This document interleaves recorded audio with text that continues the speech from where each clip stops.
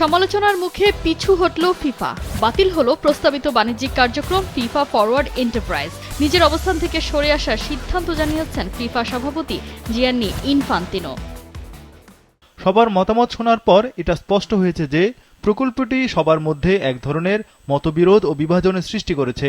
আমাদের উদ্দেশ্য সর্বদা ছিল ফুটবলকে ঐক্যবদ্ধ করা এবং উন্নত করা, তাই এই প্রস্তাবটি আর এগোবে না।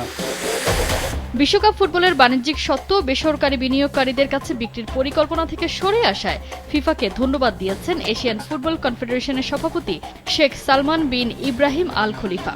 একই সাথে তিনি মতামত দিয়েছেন, ভবিষ্যতে বিশ্ব ফুটবলে প্রভাব ফেলতে পারে এমন যেকোনো উদ্যোগ নেয়ার ক্ষেত্রে সর্বোচ্চ স্বচ্ছতা ও সংশ্লিষ্ট সবার সাথে আলোচনা করার। গত সপ্তাহে ফিফার পক্ষ থেকে জানানো হয়, নতুন বাণিজ্যিক কার্যক্রম চালুর কথা ভাবছে ফুটবলের সর্বোচ্চ নিয়ন্ত্রক সংস্থাটি, যার উদ্দেশ্য প্রায় 20% শেয়ার বিক্রি করে $4.2 বিলিয়ন পর্যন্ত তহবিল সংগ্রহ করা।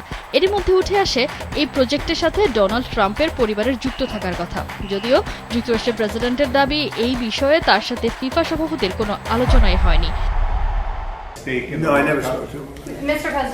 তবে ফিফার এমন ঘোষণার পরই শুরু হয় তীব্র সমালোচনা। সবার আগে আওয়াজ তোলে উয়েফা। তারা বলে, ফুটবলের আস্থা বিক্রি করে দেওয়ার পায়তারা করছে ফিফা। এই প্রজেক্ট বাতিল না হলে ফিফার কোনো টুর্নামেন্টে অংশ নেবে না বলেও হুঁশিয়ারি দেয় ইউরোপীয় মহাদেশীয় নিয়ন্ত্রক সংস্থাটি। একই সাথে ক্ষোভ প্রকাশ করে কনকাকাফ, এএফসি ও ইংল্যান্ড ফুটবল অ্যাসোসিয়েশন। এরপরই উঠে আসে সেই পুরনো প্রশ্ন, এত কিছুর পর কি কিছুটা নড়বড়ে হয়ে গেল জিয়ান্নি ইনফান্তিনোর চেয়ার? ইনফান্তিনো আগেই জানিয়েছিলেন, সভাপতি পদে চতুর্থ মেয়াদের জন্য নির্বাচন করবেন তিনি। আগামী বছরের 18 মার্চ মরক্কোতে এই নির্বাচন অনুষ্ঠিত হওয়ার কথা রয়েছে।